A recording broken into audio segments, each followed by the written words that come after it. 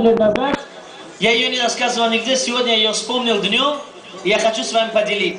Один папа со своим младшим сыном идет на базар делать шопинг. Это 120-115 лет назад.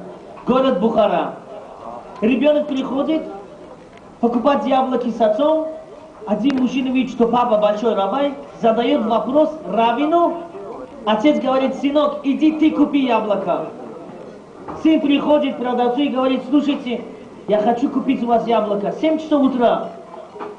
Продавец говорит: ма оле яхтин корна кардим, а живут корна мекунам. Я еще копейку не заработал, от еврея не хочу заработать. Почему? У меня целый день будет проклятый. Уходи отсюда.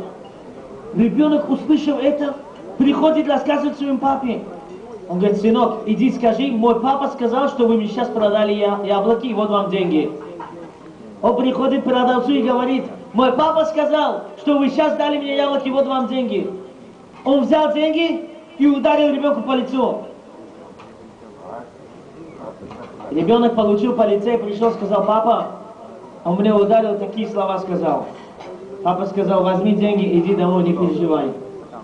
Пришел к этому продавцу через 15 минут и сказал: иди сюда. Когда этот продавец с ним шел, этот раввин сказал имя Бога, и его мозги перевернул. Посередине базара он показал ему большой сад. И сказал: ты видишь мой сад? У меня здесь яблоки, груши, персики. Я все тебе продам за 60 рублей. В те времена 60 рублей большие деньги. Продавец берет свои 60 рублей, дает и говорит: я сейчас пойду машину позову. Адрес пишет, место пишет, где это, и уходит.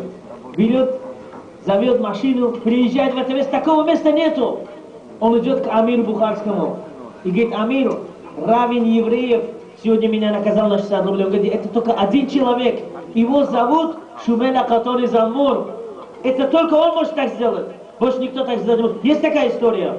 Эту историю рассказывал мне мой папа 20 лет назад, я был ребенком, и этот человек является дедушкой Муло Шумел, дедушка Муло Михаэль. Его сын Рафаэль, ему было 100 лет, когда он скончался. Вот этот отец сегодня похоронен в Самарканде. Мой папа никогда на кладбище в понедельник, четверг не ходил по кладбищу, пока не приходил в могилу этого святого человека.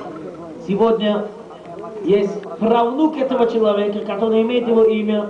Здесь мы знаем Раби Шмуэль. Он сейчас учит Тону, он сейчас очень хороший талмид хахам. Мы видим, мы слышим его везде, он шиурим дает. Что мы хотим сказать? Имена имеют глубокое значение. Хотите назвать ребенка имя, называйте за большими раввинами. Среди нас находится